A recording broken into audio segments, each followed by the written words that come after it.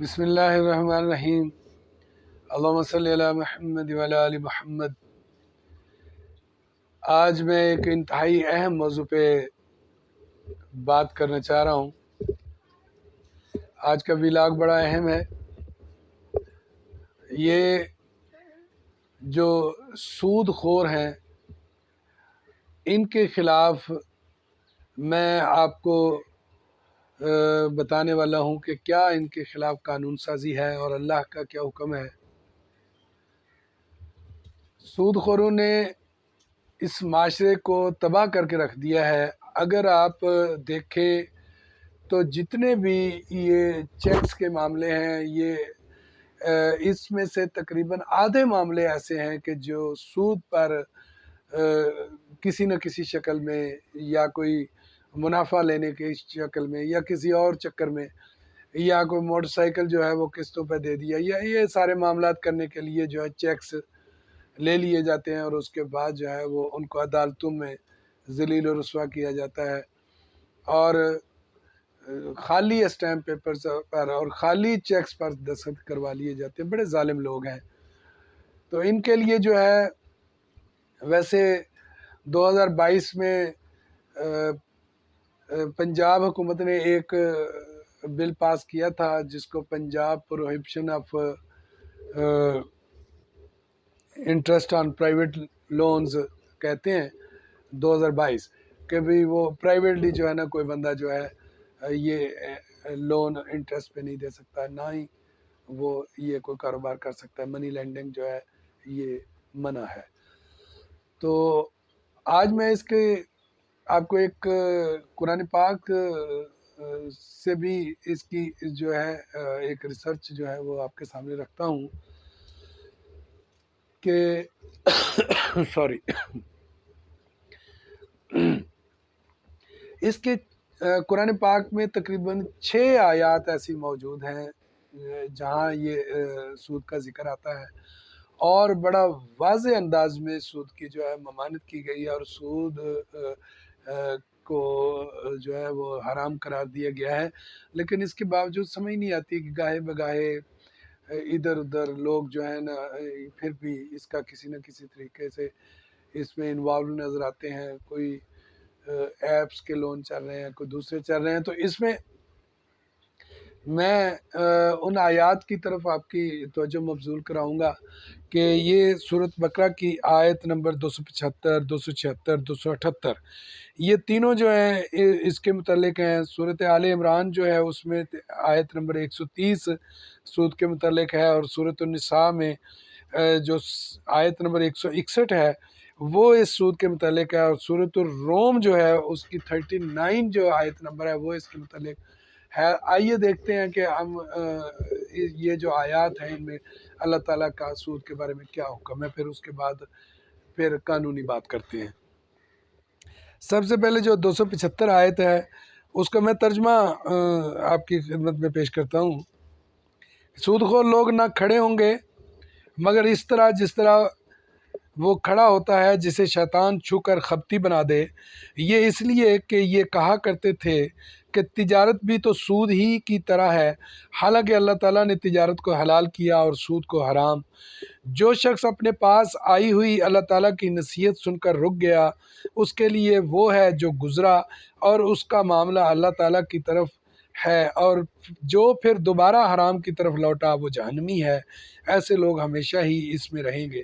یعنی سود لینے والا یا سود کا کام کرنے والا وہ جہنمی ہے، اس کا فیصلہ ہو گیا، اس کے بارے میں اللہ تعالیٰ نے کہہ دیا کہ وہ جہنمی ہے۔ اللہ تعالیٰ بچائے اس برے وقت سے کہ جب کوئی فیصلہ ہی ہو جائے۔ تو آیت نمبر 276 ہے وہ اس کی سورۃ البقرہ کی، وہ کہتی ہے کہ اللہ تعالیٰ سود کو مٹاتا ہے اور صدقہ کو بڑھاتا ہے، اور اللہ تعالیٰ کسی ناشکرے اور گناہ گار سے محبت نہیں کرتا۔ جیسے سود لینا جو ہے یہ بھی ناشکرہ پن ہے۔ تو 278 جو ہے وہ آیت نمبر کہتی ہے کہ اے ایمان والو اللہ تعالیٰ سے ڈرو اور جو سود باقی رہ گیا ہے وہ چھوڑ دو اگر تم سچ مچ ایمان والے ہو۔ بس آج اگر توبہ کر لو اور جو سود رہ گیا اس کو چھوڑ دو تو جو پھر تم ایمان والے ہو۔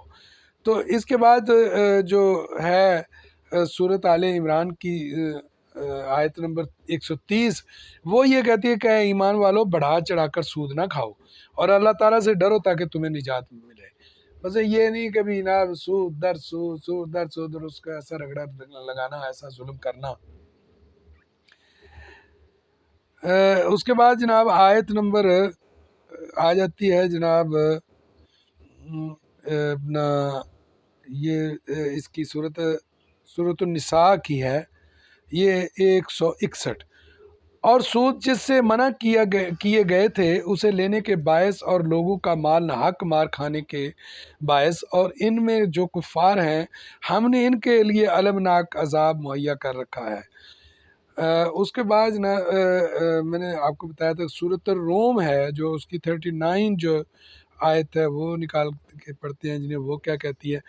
ہاں جی، وہ بھی کہتی ہے کہ جناب تم جو سود پر دیتے ہو کہ لوگوں کے مال میں بڑھتا رہے، وہ اللہ تعالیٰ کے ہاں نہیں بڑھتا، اور جو کچھ صدقہ زکوٰۃ تم اللہ تعالیٰ کا منہ دیکھنے اور خوشنودی کے لیے دو تو ایسے لوگ ہیں اپنا دو چند کرنے والے، یہی لوگ جو ہیں وہ اپنے آپ کو منافع میں لے جانے والے ہیں. تو قرآن پاک میں 6 جگہ جو ہے اللہ تعالیٰ نے جو ہے سود کے بارے میں یہ حکم دیے ہیں. سود لینا حرام ہے، اور یہ جو عدالتوں میں جو روزانہ مقدمہ بازی اس بنیاد پر ہو رہی ہے، سود لینے والوں کو اللہ کا خوف کرنا چاہیے، اور سود لینے والے کو بھی چاہیے کہ وہ بھی جتنی بھی مجبوری ہو جائے سود نہ لیں. یہ سود ہم کس لیے لیتے ہیں؟ نمبر 1 بچے کی پڑھائی کے لیے لے لیا، نمبر 2 جناب بچی کی شادی کے لیے لے لیا، مکان لینا تھا لے لیا. یہ ساری چیزیں دنیا کی ہیں، یہ چیزیں نہ بھی ہوں تو گزارا ہو جاتا ہے. مثلا بیٹی کا نکاح کرو، چپ کر کے مسجد میں بیٹھ کے نکاح کرو. اگر حیثیت نہیں ہے تو، اگر حیثیت ہے تو لوگوں کو کھانا کھلاؤ، جو مرضی خرچ کرو. اگر حیثیت نہیں ہے تو مسجد میں بیٹھ کے نکاح کرو اور سادہ کام کرو.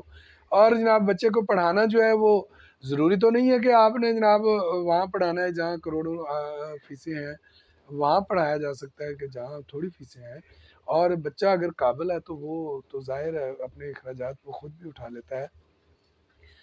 اس ملک میں پارٹ ٹائم جاب بھی کی جا سکتی ہے، اس ملک میں پارٹ ٹائم کاروبار بھی کیا جا سکتا ہے، اس ملک میں پارٹ ٹائم اپنا ٹیوشن پڑھائی جا سکتی ہے. کئی معاملات ہیں، لیکن یہ بہانہ ہوتا ہے صرف. تو میرا خیال ہے کہ سود لے کر اس سے کام کرنا یا اس سے اپنے کوئی جو مجبوریوں کے لیے اس کو استعمال کرنا انتہائی احمقوں کا کام ہے. اس سے بچنا چاہیے. قانون پاکستان کا جو ہے وہ بھی اجازت نہیں دیتا، پنجاب کا قانون جو ہے وہ بھی اجازت نہیں دیتا، اور اس کے بعد جو شریعت ہے ہماری وہ بھی اجازت نہیں دیتی. کلام پاک جو ہے وہ بار بار کہہ رہا ہے کہ سود جو ہے یہ مت لو، مت سود پہ کام کرو. تو ہمیں چاہیے کہ اس سے جتنا ہو سکے بچیں. اور احادیث میں تو کئی جگہ پر اس کی ممانعت جو ہے بڑی سختی سے آئی ہے، اور نبی کریم صلی اللہ علیہ وسلم کے سختی سے فرمان موجود ہیں اس کے خلاف. تو ہمیں سود سے بچنا چاہیے. اور یہ بھی ایک ریسرچ میں نے کی تھی کہ سود کی جو اس بارے میں اللہ تعالیٰ نے 6 آیات میں یہ حکم دیا ہے جو میں نے آپ کے سامنے رکھا ہے. تو انشاءاللہ ملیں گے جلدی ہی اگلے ولاگ کے ساتھ. اگر آپ کو یہ میری ویڈیو پسند آئی ہو تو اس کو لائک کیجئے گا، شیئر کیجئے گا، اور اس کو میرے چینل کو سبسکرائب بھی ضرور کر دیجئے گا. اللہ تعالیٰ میرا اور آپ کا حامی و ناصر ہو، اور اللہ تعالیٰ ہمیں توفیق دے کہ ہم سود جیسی لعنت سے بچے رہیں. Thank you. اللہ حافظ.